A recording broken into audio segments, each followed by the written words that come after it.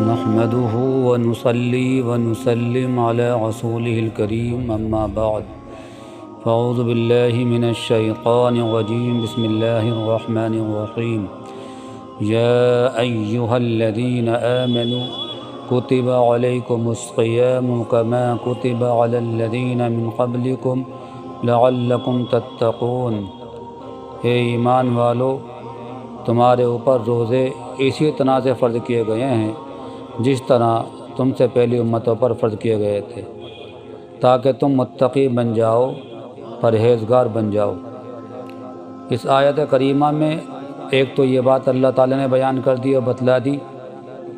کہ روزے صرف ہمارے ہی اوپر فرض نہیں کیے گئے ہیں، بلکہ ہم سے پہلے جتنی امتیں گزری ہیں سب کے اوپر کسی نہ کسی شکل و صورت میں روزے فرض تھے۔ دوسرا یہ بیان کیا گیا ہے کہ روزے کا مقصد کیا ہے۔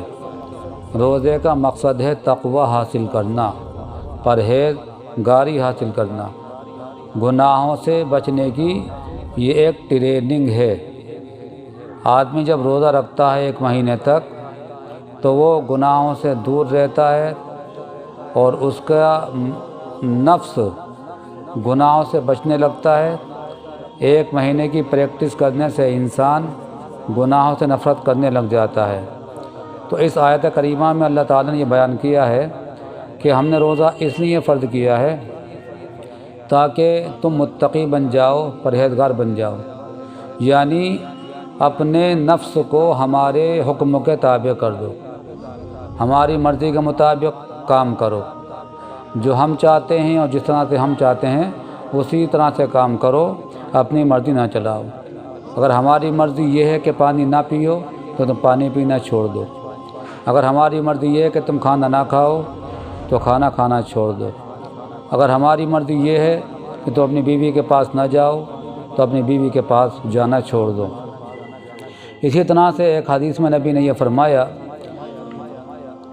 من لم يدع قول الزور والعمل به فليس لله حاجة ان يدع طعاما وشرابا، کہ جو شخص روزہ رکھنے کے باوجود جھوٹ بولنا، جھوٹی گواہی دینا نہ چھوڑے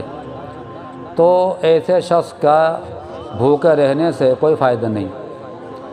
ایسے شخص کا بھوکا رہنا اللہ تعالیٰ کو کوئی ضرورت نہیں ہے۔ تو روزے کی حالت میں خاص طور سے جھوٹ بولنا، جھوٹی گواہی دینا یا اس قسم کی باتیں کرنا سخت منع ہے۔ ایک حدیث میں اللہ کے رسول نے فرمایا، الصیام جنہ ما لم یخرقها،